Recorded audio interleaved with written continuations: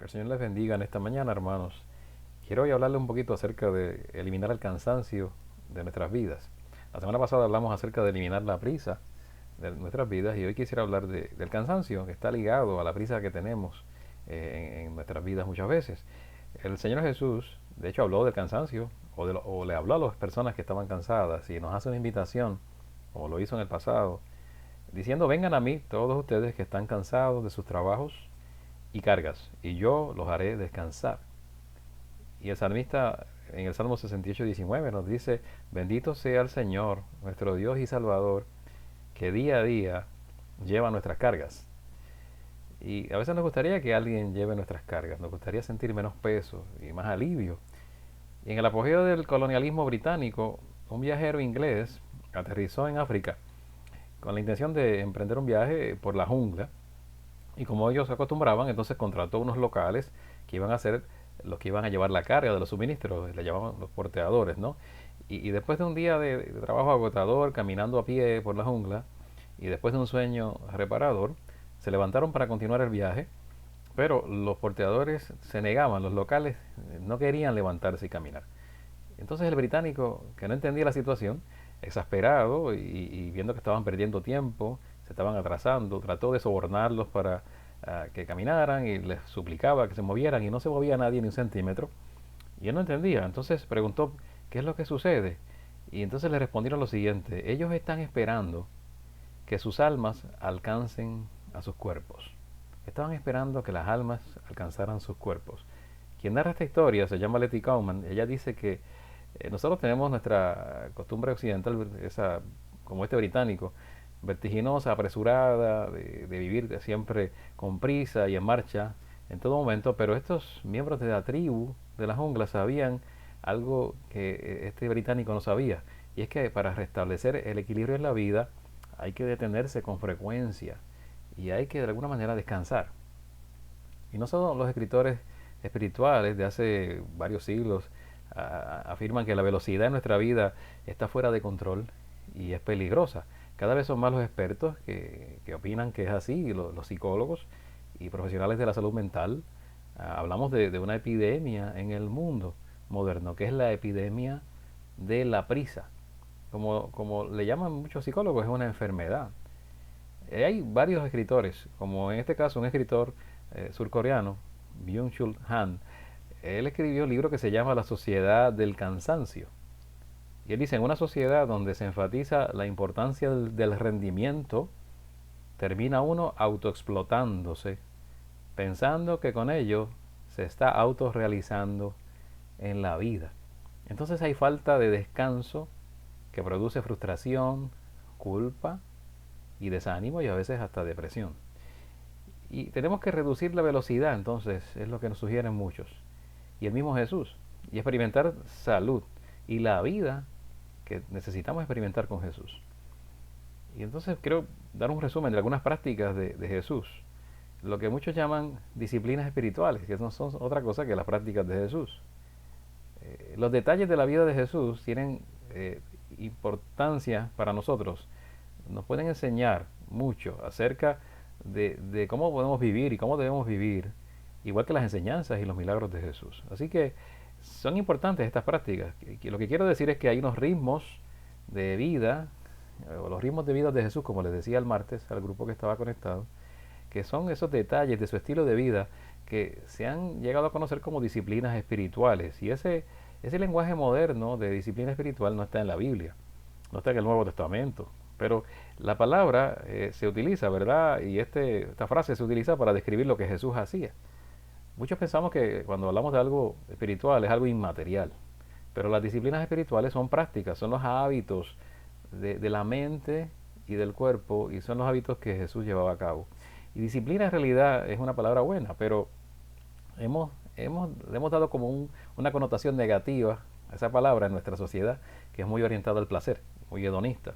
Entonces, para la mayoría de las personas, disciplina es algo malo, cuando en realidad esto ha llevado a una decadencia en las disciplinas espirituales en la iglesia en América, ¿verdad? En Occidente. Podemos hablar entonces de prácticas de Jesús, en lugar de disciplinas espirituales, las prácticas de Jesús, ¿verdad? Cuando Jesús dio su mensaje, ¿verdad? Que llamamos el Sermón del Monte, Jesús dijo que teníamos que poner en práctica lo que él allí decía. Así que si ese lenguaje no nos gusta, quizás nos suena muy religioso, pues entonces podemos hablar de los hábitos de Jesús. Podemos hablar de cuáles eran sus hábitos. Y ese lenguaje quizás es más neutral, nos agrada más, ¿verdad?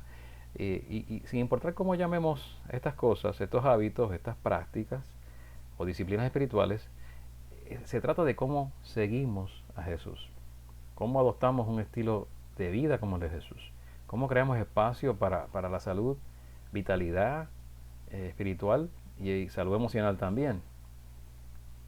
Cuando las disciplinas espirituales que nosotros conocemos como leer la Biblia, la oración, el ayuno o guardar un día de descanso como le llaman el sabbat, ¿verdad? En muchos casos, si esto se convierte en un fin en sí mismo, entonces nos convertimos en gente legalista. Y eso no es lo que estamos buscando, no ser legalistas. En realidad lo que estamos buscando es una vida en plenitud con Jesús. Es pasar ese momento, ¿verdad? Con Cristo que necesitamos en vigilia con Él, el disfrute de su compañía, pasar tiempo con Él, ¿verdad? Porque Él es la persona más amorosa y es la persona que más nos va a llenar de vitalidad, la más alegre, la más pacífica. Ese es Jesús. Necesitamos entonces pasar tiempo con Él.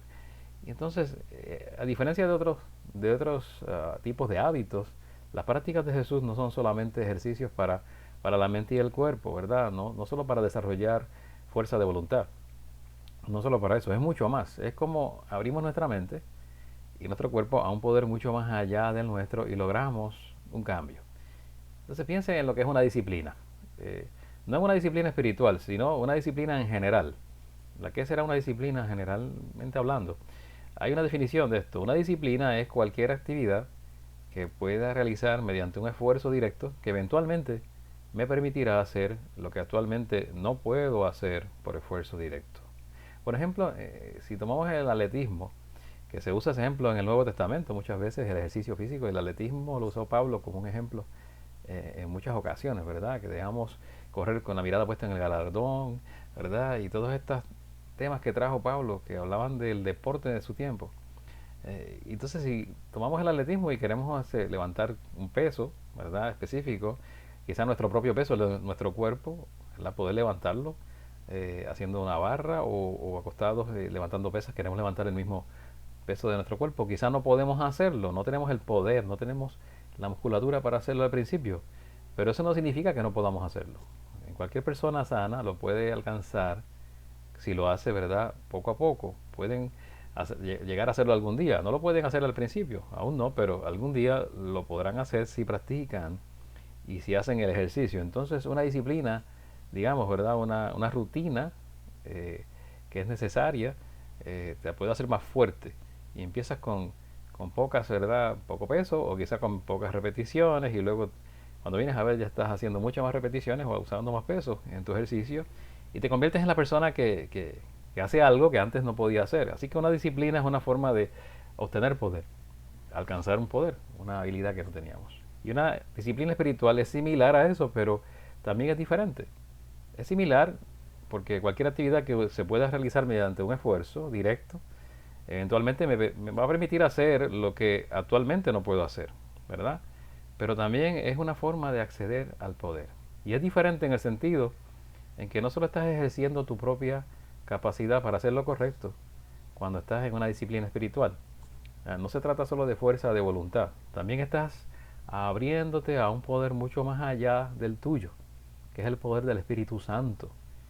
Y estás creando tiempo y espacio cuando llevas a cabo las disciplinas espirituales para acceder a Dios mismo en un nivel más profundo y al poder de Dios en tu vida. Y te quiero dar una definición de disciplina de Dallas Willard, ¿verdad? Este escritor que ya mencioné la semana pasada, un escritor, un filósofo y teólogo cristiano que hablaba mucho acerca del caminar con Jesús, ¿verdad? Él decía, las disciplinas son actividades de la mente y el cuerpo emprendidas a propósito para llevar nuestra personalidad y nuestro ser total a una cooperación efectiva con el orden divino. Nos permiten vivir cada vez más en un poder que estrictamente hablando está más allá de nosotros, derivando del mismo reino espiritual. Así que la fuerza de voluntad no es que sea mala, solo es insuficiente. No produce lo que puede producir el poder de Dios. De hecho, la recuperación de nuestra fuerza de voluntad es importante, es fundamental para la transformación. Pero no es suficiente, simplemente no te lleva muy lejos. Y realmente ese es el problema. Queremos hacer las cosas por nuestra fuerza de voluntad sin pasar tiempo con Jesús. Por eso a veces no hay la transformación que Dios quisiera hacer. Pero a través de las prácticas, ¿verdad? Ah, basadas en la vida de Jesús, que son bastante fáciles, son sencillas, ¿verdad? Obtenemos acceso a un poder de vida más allá del nuestro. Entonces, irónicamente, las prácticas casi nunca fueron ordenadas por Jesús. No, hay unos mandamientos acerca de esto. La única excepción quizás es la oración y cuando mencionaba en algún momento el ayuno, pero no está ordenado todo esto de practicar algunas de estas disciplinas espirituales. Pero Jesús, ¿verdad? Aunque no lo ordenó, no nos dijo levántense temprano de madrugada y entonces tengan un tiempo con Dios y tienen que leer esto, la Biblia Escritura y tienen que vivir en comunidad. No dio tantos detalles, ¿verdad? Pero lo que él hizo fue lo siguiente, él realizaba esas prácticas y luego decía, síganme. Luego nos dice, sígueme. Él lo llevaba a cabo, él lo llevó a cabo con su vida, ¿verdad? Y esto es lo importante, como dijimos, ¿verdad? Y como hemos estado diciendo de la semana pasada, muchos argumentan que la mejor traducción de discípulo de Jesús es aprendiz. Un aprendiz que aprende bajo alguien, y aquí es una manera de decir, bueno, el discípulo copia los detalles de la vida del maestro. ¿Ok? Copia los detalles de la vida del maestro. Entonces, Jesús no tiene que dar tantos mandamientos, no tenía que hacerlo, solo vivir de una forma que los discípulos veían y los discípulos vivían como Jesús imitándole y se abrían al poder de Dios en sus vidas. Eso es lo importante, era una manera de seguir los pasos de Jesús y abrirse al poder de Dios. Entonces, aunque no nos ordenó que hiciéramos lo que él hacía, no dio talleres ni conferencias de cómo orar, ni tampoco dio seminarios, ¿verdad? Al respecto, como se hace hoy día generalmente muchos líderes, él dio el ejemplo de forma práctica, cómo llevar la vida, ¿verdad? Y entonces, después decía, si están cansados de la forma en que lo han estado haciendo, como han vivido, si quieren descanso para sus almas, entonces vengan, tomen el yugo fácil, ¿verdad? Y copien los detalles de mi vida. Y imítenme. Y esas son las prácticas. Ese es lo que sería el yugo fácil y la carga ligera que Jesús menciona.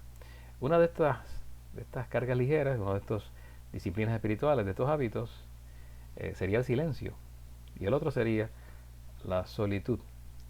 Así que yo puedo hablar un poco acerca de cuando la vida era más aburrida y la vida era más tranquila, en los 90, 80, 90, que tú no tenías tanta distracción y había hasta espacio para el aburrimiento, ¿verdad? Había espacio para aburrimiento, a veces no había nada que hacer. Yo sé que los nativos digitales que me estén escuchando, la gente más joven, que nacieron mucho después del 95, llegando al 2000, no tienen una idea de lo que yo estoy hablando, porque ¿cómo aburrirse si tienes ahora tantas alternativas, ¿verdad? Eh, Tienes tantas alternativas digitales, ¿verdad? Aburrimiento hoy día sería como cuando tú estás en el teléfono y tienes una mala conexión de internet, wifi, y entonces las cosas se tardan en bajar 2 segundos, pues estás 2 segundos aburrido, ¿verdad? Pues en mi tiempo esos 2 segundos había que multiplicarlo por mucho, mucho más, ¿verdad? Había mucho tiempo en donde no había nada que hacer. Entonces, si nació después del 95, entonces realmente no recuerdo un momento en el cual no tenía disponible en su bolsillo ese aparatito que le da una apertura al universo completo, ¿verdad? Que es el celular. Pero yo puedo hablar del tiempo en que eso no existía y puedo hablar de que había tiempos de tranquilidad, quizás de silencio, ¿verdad? Un poco más de silencio y estábamos hasta aburridos en algún momento. Entonces hoy día no, hoy día el único lugar donde estamos solos, tal vez con nuestros pensamientos, es en la ducha, lo más seguro. Y es cuestión de tiempo porque ya si los celulares lo siguen haciendo cada vez más modernos, impermeables, sabe Dios, ¿verdad? Si eso se elimina también. Pero en nuestra normalidad, de hecho ya hay celulares impermeables, pero en nuestra normalidad de distracción digital y apresurada que estamos viviendo, nos estamos cansando mucho, porque eso nos está robando la capacidad de estar presente en algún momento y de tal vez tener descanso. El ruido del mundo moderno nos hace sordos muchas veces a la voz de Dios. Y entonces nos estamos ahogando en este ruido, ¿verdad? Y para citar a alguien que, fíjense, es un católico, pero también es un crítico social, él dice, nosotros nos estamos distrayendo hacia el olvido espiritual, hacia el olvido espiritual. Entonces una pregunta, ah, ¿hay algo que Jesús hizo que nos pueda ayudar? Algo que él haya hecho, alguna forma probada con el tiempo, ¿verdad? Una disciplina espiritual que nos ayude a salir adelante en medio de este caos de la sociedad moderna. Pues sí, porque absolutamente sí. En realidad hay muchas maneras en que Jesús nos enseñó y podemos hablar de las mejores, hoy día por lo menos podemos hablar del silencio y la solitud, dos de ellas. Jesús siempre buscaba un lugar tranquilo. Yo lo dije el martes en nuestra reunión, los que estaban conectados, hablé un poco de esto.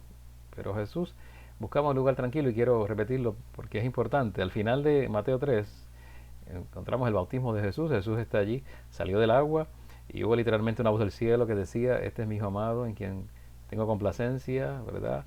Y entonces, uh, luego de esto hubo un inicio del ministerio de Jesús, ¿verdad? Un despertar espiritual en Jerusalén por la presencia de Jesús. Esa fue la plataforma de lanzamiento del ministerio de Jesús. Y Jesús es enviado al mundo. Pero en la siguiente línea leemos entonces que Jesús fue llevado por el Espíritu al desierto para ser tentado por el diablo. Después de ayunar 40 días y 40 noches tuvo hambre y el tentador vino a él. Y uno se pregunta, ¿por qué el desierto? ¿Por qué después del bautismo Jesús tiene que dirigirse directamente al desierto? Y específicamente enfrentar al diablo. El desierto no significa aquí solamente un lugar de arena, ¿verdad? Y mucho calor. La palabra griega, como les dije el martes, es eremos y tiene una definición amplia. Se puede traducir como desierto, como está allí literalmente, como lugar desierto, como lugar desolado, como lugar solitario, ¿verdad? Como lugar tranquilo, lugar tranquilo. Así que interesante, puede ser un lugar tranquilo donde estuvo Jesús. Entonces, ¿por qué el lugar tranquilo? ¿Por qué el lugar desolado o desierto? ¿Por qué solo también? ¿Y por qué después de 40 días de ayuno, cuando uno tiene hambre, enfrentar al enemigo, la tentación del enemigo? Quizás es que no hemos pensado en el desierto como un lugar de bendición. Lo vemos como un lugar de debilidad, pero no como un lugar de fortaleza. Así que esto es un lugar donde Jesús obtuvo fuerzas, no se debilitó. Físicamente tal vez sí, pero espiritualmente se fortaleció. Jesús fue llevado por el Espíritu al desierto porque fue allí donde Jesús estuvo en su mayor comunión con el Padre. Y había ese poder espiritual que él necesitaba para su ministerio. Estuvo allí un mes y medio, ¿verdad? En oración y ayuno, en un lugar tranquilo, y se pudo enfrentar al mismo diablo, ¿verdad? Y salir victorioso. Entonces el desierto, el lugar solitario, es donde te fortaleces. El lugar tranquilo con Dios, en el silencio y la solitud, ahí es donde te fortaleces. Y en Lucas vemos que Jesús se fue a un lugar tranquilo no menos de 9 veces. Él siempre se iba a un lugar tranquilo. En Lucas 5, 15 al 16 dice, sin embargo, la fama de Jesús se extendía cada vez más, de modo que acudían a él multitudes para oírlo y para que lo sanara de sus enfermedades. Él, por su parte, solía retirarse a lugares solitarios para orar. Y eso sí es importante. Él a menudo se retraía, se escapaba con frecuencia, ¿verdad? Se escabullía para orar regularmente. Era un hábito común en su repertorio espiritual. Y es importante que también lo sea en nuestras vidas. Por lo general nosotros hacemos lo contrario. Cuando estamos demasiado ocupados y la vida es agitada y las personas compiten con nuestro tiempo, como le pasó a Jesús en ese momento con la demanda de la gente, y de que les sanara y les atendiera sus necesidades. Entonces, nosotros actuamos diferente a Jesús. El lugar tranquilo es lo primero que debemos hacer en lugar de nuestra, ¿verdad? Uh, tendencia a la distracción, ¿verdad? Porque perdemos tiempo en prisas, ¿verdad? Con mucha prisa, y no tenemos tiempo para sentarnos en silencio, a hablar con Dios como hizo Jesús. Y entonces no nos sentamos a orar o a leer un salmo y no hacemos un inventario de nuestra vida espiritual, un inventario interno para ver cómo estábamos espiritualmente, nunca, o muy pocas veces. Entonces dejamos esta vida nuestra espiritual tal vez sin alimento, ¿verdad? Sedienta. Entonces no dejamos que el Espíritu Santo de alguna forma nos renueve. Y tenemos que hacer lo que hacían aquellos africanos que hablamos al principio. Tenemos que dejar que nuestras almas alcancen nuestros cuerpos. A veces vamos demasiado a prisa, ¿verdad? Y no es algo literal, pero simbólicamente ocurre así. A través de los años, Jesús eh, buscaba silencio y solitud. Así como suena sencillo y simple, estas palabras implican mucho, muchísimo. Primero el silencio o la solitud, ¿verdad? Son dos disciplinas espirituales que de eso hay libros completos. Pero el silencio tiene dos dimensiones. El silencio tiene la dimensión externa y la interna. El silencio externo es más fácil de conseguir y de aplicar, porque es cuando no hay ruido, no hay música en tus auriculares, ¿verdad? No hay televisión encendida, no hay un fondo musical en tu casa. Es cuando te levantas temprano y quizás estás en la habitación tranquilo lo único que hay es silencio alrededor, ¿verdad? En muchos casos puede ocurrir. Y el silencio es una disciplina en sí misma. Hace un milenio y medio, San Agustín, un teólogo, ¿verdad?, africano, dijo que entrar en el silencio es entrar en la alegría. Y entonces, si eso es alegría, ¿por qué tenemos esta tendencia extraña, este impulso de prender el radio tan pronto entramos al carro, por ejemplo? O siempre tener música en la casa de fondo, o prender el televisor mientras estamos cocinando, o escuchar un podcast todo el tiempo mientras hacemos algún ejercicio. Es como una tendencia al ruido, a escuchar algo. Es una tendencia a estar distraídos tal vez, que algún ruido externo de alguna manera silencie el ruido interno. Eso es lo que buscamos muchas veces, que algún ruido externo silencia el ruido interno. Entonces, ¿qué quiero decir con ruido interno? Pues ruido interno es esa conversación mental que uno tiene, esa charla mental que nunca se calla. Estamos cabildando y pensando sobre muchas cosas. Ese comentario continuo en nuestra cabeza que alguien nos dijo, que nos molestó, la repetición de una conversación con un amigo u otra persona, ese pensamiento que puede ser a veces lujurioso o alguna fantasía de venganza contra un supuesto enemigo, alguien que nos dijo algo. Es ese diálogo interno que muchas veces va en esa dirección. Y entonces usamos un ruido externo para silenciar el ruido interno. Y el ruido externo es fácil de silenciar. Tú simplemente apagas el teléfono si puedes, lo silencias, lo pones en modo de silencio, apagas el radio, el televisor, o te vas a caminar a un lugar un poquito más apartado, ¿verdad? Pero en realidad, si no podemos irnos ni siquiera a un monasterio, porque no tenemos ninguno cerca, aún así es más fácil eliminar el ruido exterior. Pero el ruido interno es otra cosa, porque es algo más difícil de controlar. Necesitamos desesperadamente domesticar ese ruido interno. De alguna forma hay que apagarlo, ¿verdad? Y este tipo de silencio es del que estamos hablando. La solitud es otra cosa, pero este silencio lo podemos alcanzar cuando callamos tanto el ruido externo como el ruido interno. Ese es el silencio que estamos hablando. Ahora, la solitud, no es más, ¿verdad? Solitud suena a soledad, pero es diferente a la soledad. Pero es sencillo también, es cuando estás solo con Dios y con tu propia alma. Estás apartado, estás en un lugar de silencio y estás ahora solo con Dios. Ahora, solitud no es solamente aislamiento, no es lo mismo que aislamiento. Son mundos distintos. La solitud es un compromiso de estar con Dios. El aislamiento es escaparte del mundo, es diferente. La solitud es seguridad, porque estás en Dios y con Dios. El aislamiento es peligroso porque estamos solos, pero no estamos necesariamente buscando a Dios. Y se puede prestar para muchos problemas. Lo vimos en el confinamiento durante este COVID y todo lo que ha ocurrido. Así que la solitud es cómo te abres a Dios. El aislamiento es otra cosa, es darle la espalda al mundo, ¿verdad? Y a las cosas. Pero en la solitud te abres a Dios. ¿Okay?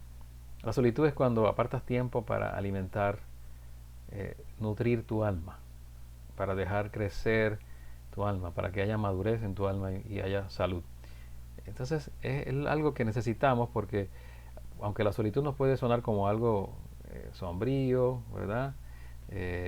Y tal vez no nos llame tanto la atención, la solitud no es solamente soledad, ¿verdad? Richard Foster, en su libro Celebración de la Disciplina, un libro bien, bien famoso de disciplina espiritual y de transformación, ¿verdad? Espiritual. Ah, algunos le llaman formación espiritual.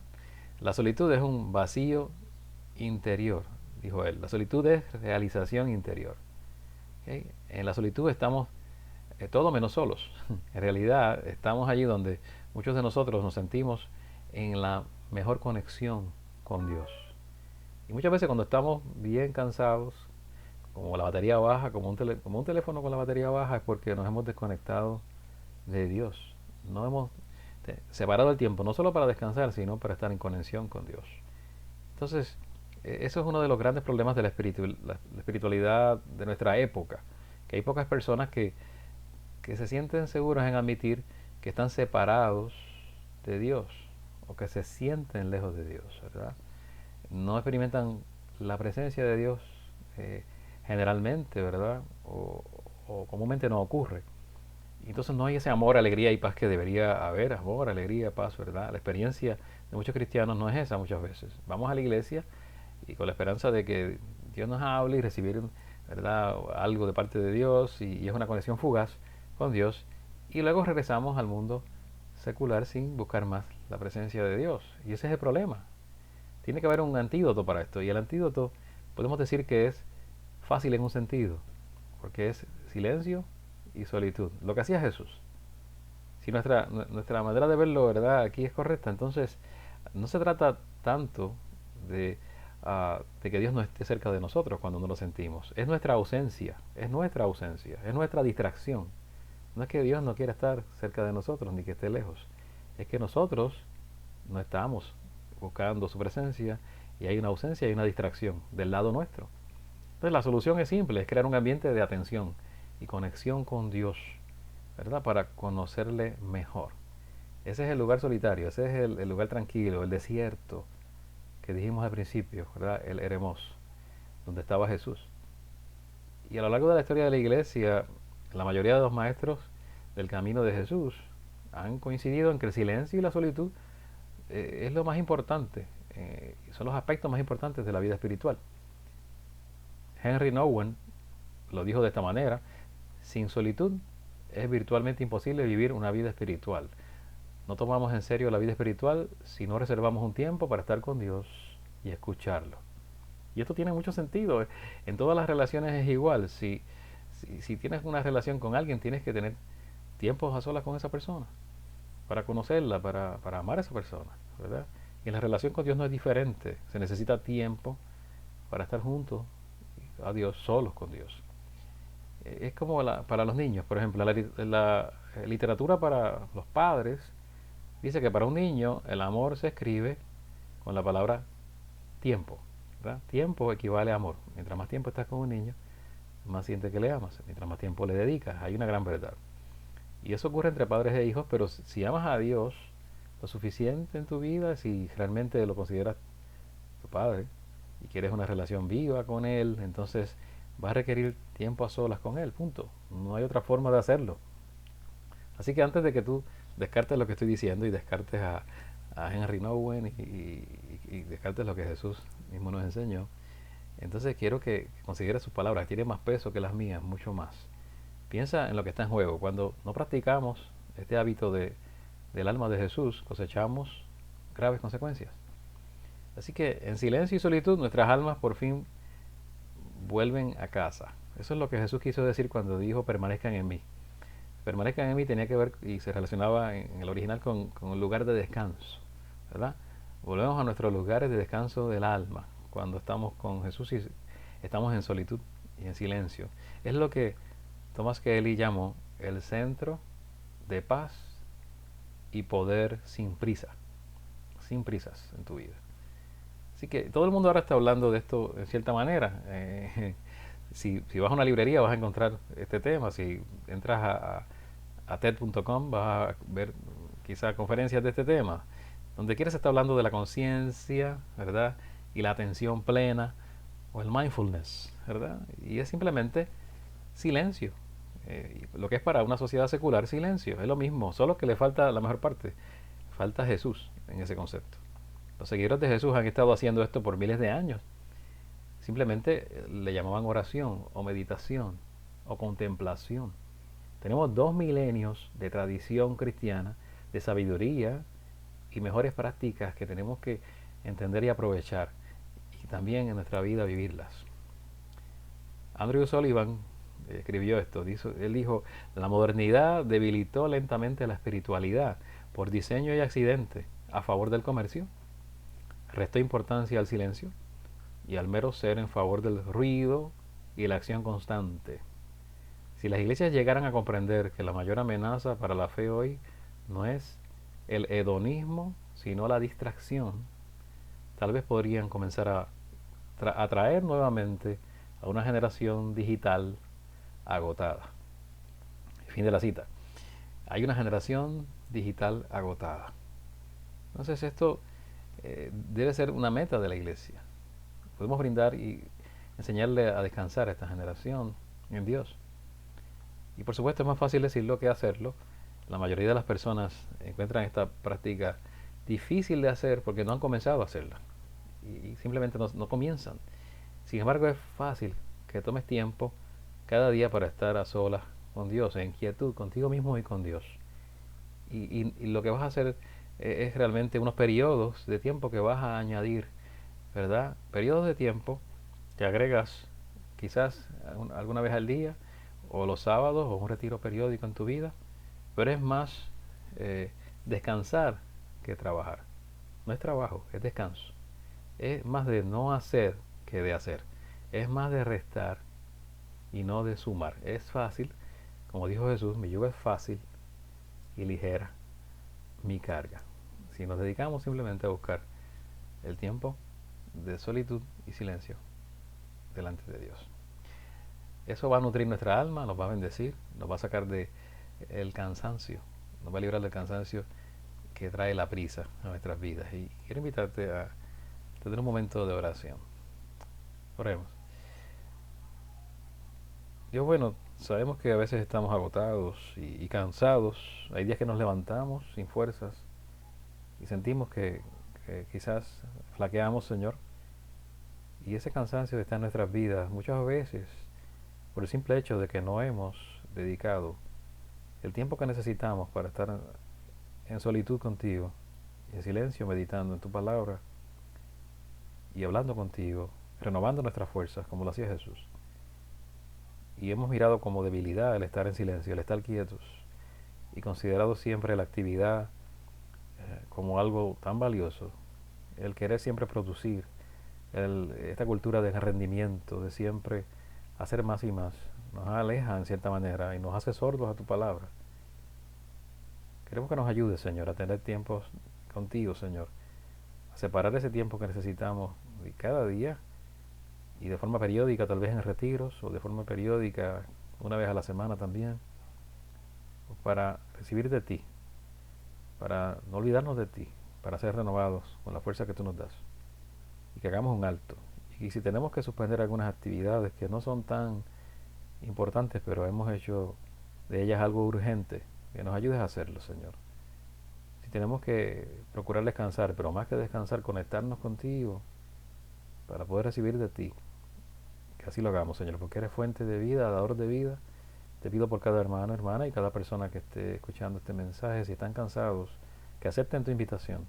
Cuando nos dices, venid a mí, los que están ya trabajados, cansados y cargados, y yo les haré descansar. Te damos gracias porque tu yugo es fácil, ligera esa carga. Nos ayudas a llevarla y podemos hacerlo con la disciplina que tú nos muestras y nos has mostrado con tu vida, con los ritmos de vida que tú tenías. De eso aprendemos, Señor.